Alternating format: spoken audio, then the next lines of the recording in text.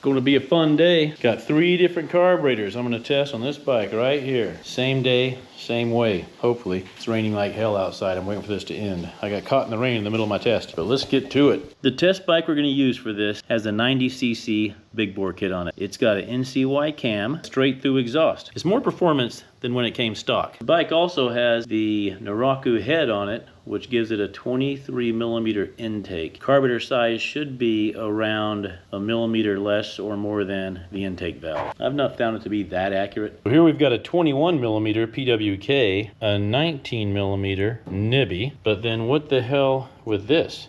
If the CVK is as good as I say it is, it'd be much better to have. It's got the automatic choke. It plugs right in. It starts easier. It's just a nicer running carburetor. Honestly, it's smoother, low maintenance. So I'm thinking a 24mm carburetor, that's only 1mm bigger than my intake valve, from a 150 might work. I'm going to try a stock 24mm carburetor off a 150, and these things are cheap. You can buy them for nothing. I'm going to put it in without even changing the jetting, and we're going to give that a test. See if it can compete with these two. If it can get close to these performance carburetors, it might be the better option, because these performance carburetors are kind of a hassle. This is not. So that's what I'm curious to see about. I'm going to test all 3 of these on the same bike, same day, so I got to get to moving. Let's start with this Nibbi. This PE19. It's a PE. Comes in all different sizes, but this is the PE version. This is a knockoff carb, like any carb here. This actually goes back to about 1957 when Kian designed this carburetor for Honda, and I think it came over on the Honda Dream, the Honda Cubs, the little things you see in the 60s. 1957 design, still used today.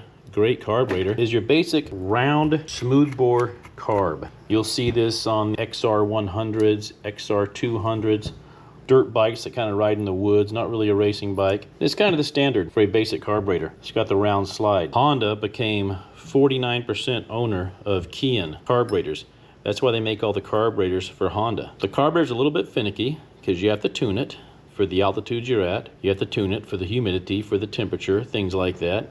It's got a pretty good working range because of this round slide. The round slide is a little more forgiving. We all know and love this carburetor. CVK that comes on our GY6s and our Maddogs when we get them. CVK stands for constant velocity. That's the CV, and the K is Kian, of course. And this is not a Kian. Again, this is a knockoff from China. I think they put VE on there. That's probably theirs. But it's the Kian CV design. Now, CV carbs go back to 1885. I think Mercedes-Benz invented them. Uses vacuum and low pressure to slide the needle up from the main jet. It's just like that Nibbi PE over there. It's got a round slide in there with a needle on it. But instead of your throttle pulling this up and down, it goes up and down based on your throttle position, which is this butterfly valve right here that opens and closes. You're telling the bike how many RPMs you want it to run or how fast you want to go. The other part of it is the vacuum inside here is going to pull this slide up, and it's going to give you more or less gas. It's a great design. It's an awesome carburetor. This is probably the best. You can't beat it,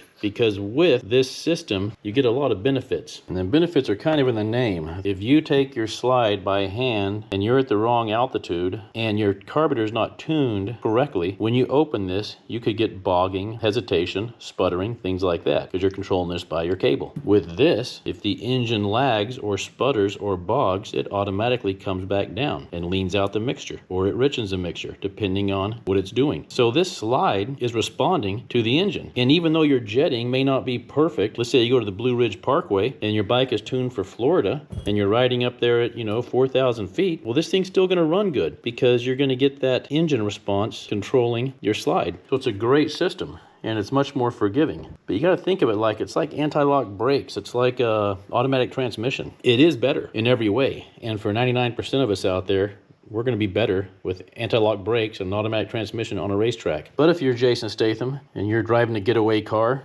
then sure, you can do better by disconnecting your anti-lock brakes and getting a manual transmission, and you can do better by getting a regular cable-driven slide. Since the race bikes have these, we want these because they're cooler. And if we're good drivers, we can actually utilize this to go faster. Now, some CV carbs have a vacuum port on the side right here, and that vacuum port is pulled off the intake manifold. Yet some CV carbs don't have that vacuum port going to up here. It's just closed off, it's capped off. It's not really required. Here's one that I modified. I was using this one, and I actually capped off the vacuum port when I went to a better intake manifold and got rid of the vacuum system and did an electric fuel pump. I just capped that off. Now you can run it like this with an electric fuel pump, and that's fine, but you just have to cap it off up here where it would go to the fuel pump. And I know what you're thinking. Hey Ted, how the hell can this thing work off vacuum? Because you told me in one of your other videos that there's no vacuum in here at wide open throttle. Wouldn't the slide just fall back down? This has no vacuum, and that's true, but the inside of the carb still does. It has to do with Bernoulli's principle. And Bernoulli's principle states that when you increase velocity, you decrease pressure. And that's what's happening inside the carb. The hole starts out big, this is your volume of air, and the hole gets really small in there. Then on the back side,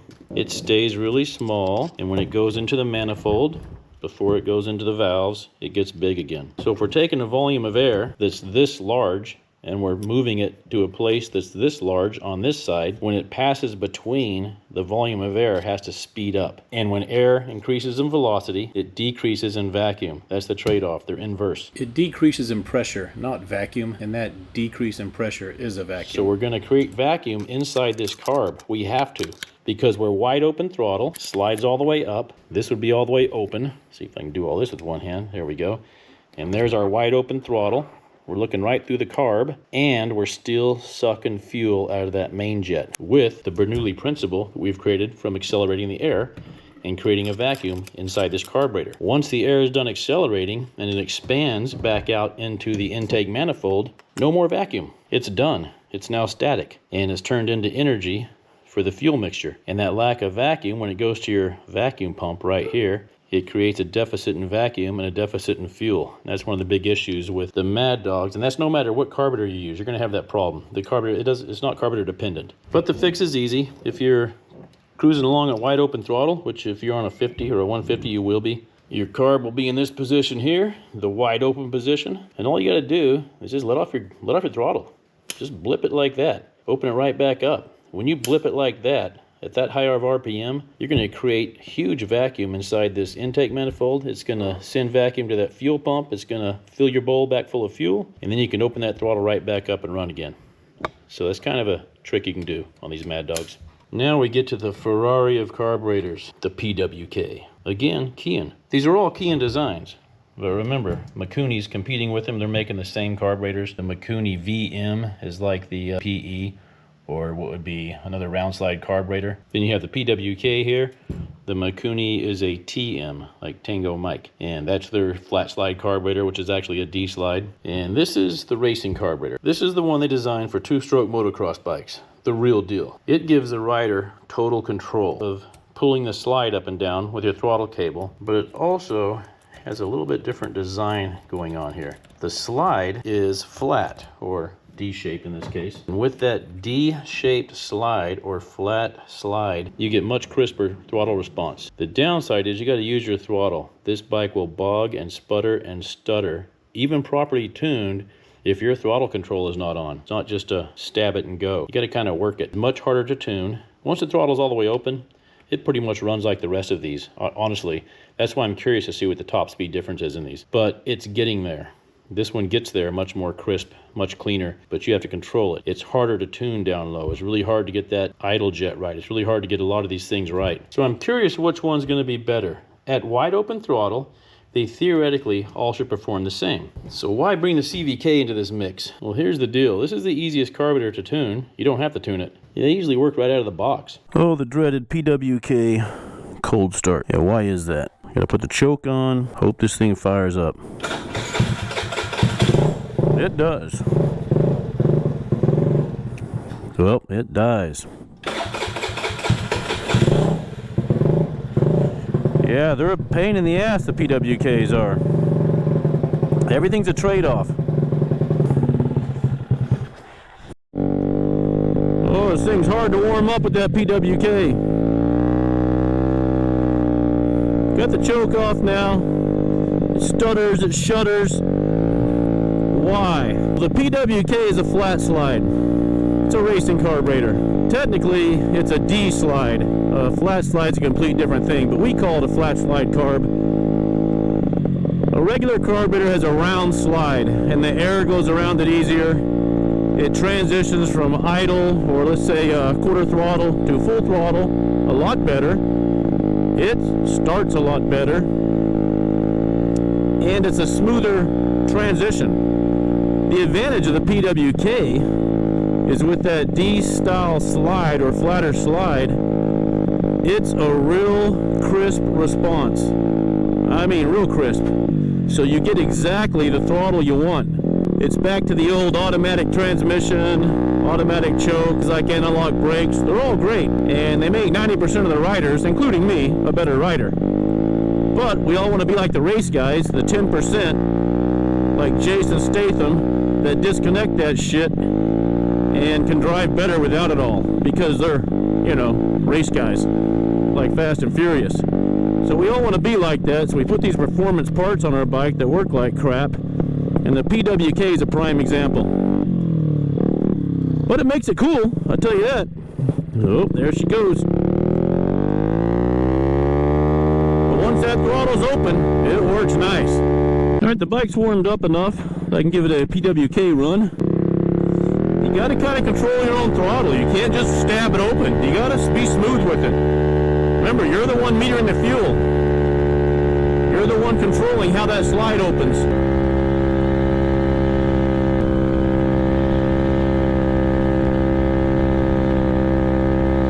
Looks like today's top speed might be 48 miles an hour. Yeah, it's about to rain. It's pretty humid out here. Another hot Florida day. I'm gonna call it 48. Alright, got the Nibbi on. I'm gonna try to let that float bow fill. Probably should make sure fuel's not spewing out somewhere. And that looks pretty good. I must have closed the drain. Sometimes I leave those open. Yeah, it didn't take too long to fill that bowl. I probably don't need the choke on. Yeah, so it's about to rain, and that means a low pressure's here, which a low pressure is the biggest horsepower killer you can have. So I'd like to get all this testing done while there's low pressure still here, so I don't get a false reading. Because the bike will usually speed up a couple of miles an hour when you get a higher pressure. But I may be caught in this rain and have to hold the CVK test till after the rainstorm, but it should still be about the same. Yeah, the PWK already rides nicer. It's the round slide. The air comes around it better, and it gives you a smoother transition. You have to be less precise with your throttle hand. From that needle jet just coming out to when you're fully on the main jet, it's just a lot smoother transition, so that's nicer. I would probably pick this carb over the PWK, even if it meant giving up a little bit of performance, because it just rides so much nicer, you know? You really can't beat this PE. Now, the PE is a 19 millimeter. I would love to have a 21 millimeter PE.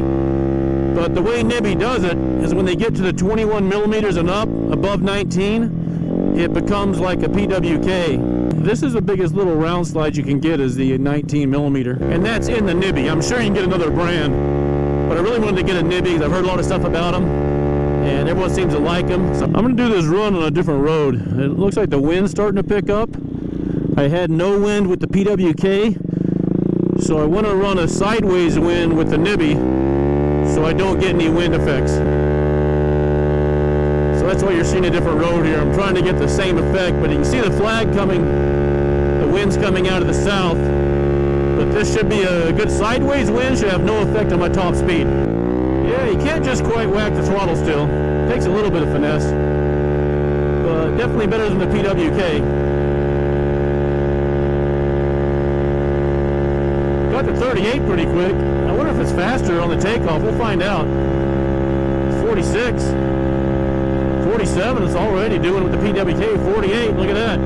Wow, 49, there's a mile an hour faster. Let's see if we can get some more out of this thing. Nope, back to 48, 49, bouncing between the two. So yeah, 48, 49 miles an hour, but I'm going to call the Nibbi a mile an hour faster. And that's with the sideways wind. I mean, I'm a pilot, so you take that into account, but technically the sideways wind will affect your performance, but it's not that much, it's negligible. Here's a bit of a spoiler alert. I already knew the Nibbi was going to outperform the PWK. I've tuned both these carburetors for this bike. I spent a lot of time tuning them. So I'm not just throwing these on there. I've got them both tuned out, and the Nibbi does outperform it. However, I did not tune the CVK. I want to see what it does in stock form. And the reason I want to see that is a lot of you guys don't want to tune a carburetor. You just want to buy something and throw it on. You know, you put a big bore kit on your 50, you put a cam in it. You don't want to dick around with tuning something. You don't know really how or understand it. It's all like, you know, some kind of weird, you know, magic. So it's like, hey, just toss this on and go.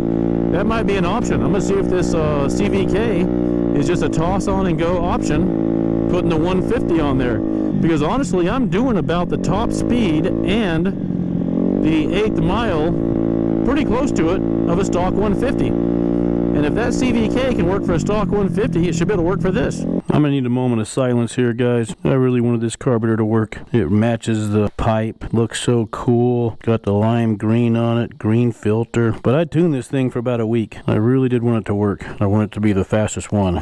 And I tuned it and I tuned it and I tuned it and I could not get it to perform as well as that PE. These things were designed to be 2-stroke motocross carbs running premix. So I wonder if that has something to do with it. But it's a sad day. Bye-bye, PWK.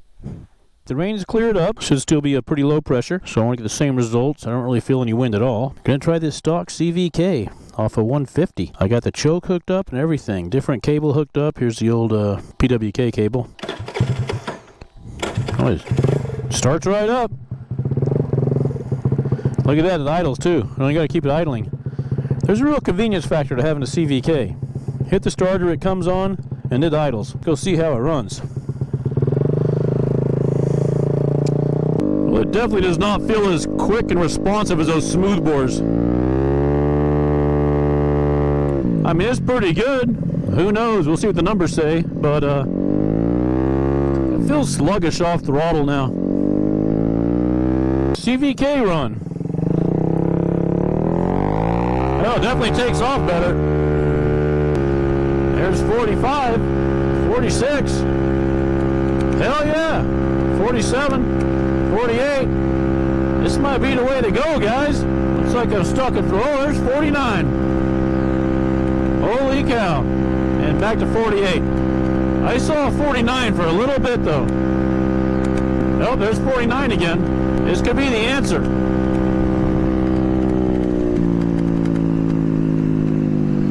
I mean, the convenience of the CVK is nice. It, no hassle, you know? This thing's not even tuned. This is just pulled off a 150. That's crazy. Just found it in my box of spare parts. Yeah, so my advice is quit messing around with these carburetors. Just find an old used 150 carb from one of your buddies. That bird's gonna hit me. Or buy one on Amazon. They gotta be pretty cheap for a CVK Chinese GY6 carb and slap it on there. No tuning required. Now in the past I've tuned CVK carbs to get at least 1 or 2 miles an hour out of them sometime. I'll bet I can get another mile an hour out of this thing if I tuned it. This is just a stock tuning. It's a 103 main jet and a 32 pilot jet, I think. It might be 34, but it doesn't matter. But the 103 main jet, I remember I saw that in there. I checked it because that's what they come with stock. And yeah, just threw it on there. So this thing is probably the winner. I mean, when you think about it, no work involved. I can probably tune it and get another mile an hour out of it. Maybe I'll do a video where I do that, where I try to clean this one up and tune it. Just throw it on. It has the automatic choke. It starts right up. It idles nice. And I just use the stock 150 intake boot and put on it. I could even try to get a better intake boot on it. Maybe some cool looking, that green thing in there to make it look better. I may try to make this thing look better and use this and see if I can get more performance out of it. But heck yeah, stock CVK carb, I think that's got the win. It's equal to the Nibbi speed, but we're gonna have to see what the numbers say to get the real win. Which one is gonna be fastest? 0 to 30 and 8th mile. The PWK we started out with, which I thought would be the fastest one, 48 miles an hour top speed, 0 to 30, 6.1, and an 8th mile in 15.2. So we jumped onto the Nibbi and beat the PWK, 49 miles an hour, 1 mile an hour faster. We got a 0 to 30 in 6.1. That's 1/10 quicker, 15 seconds even, 2/10 quicker on the 1/8 mile, 2/10 of a second. Then we throw the bone stock junkyard special CVK on there, no tuning. Look at that, 49 miles an hour, matches the Nibbi up top, and 0 to 30 beats it, 5.7. That's 4/10 quicker. 8th mile beats it, 2/10 quicker than the Nibbi even. So yeah, CVK for the win. Who would have thought this?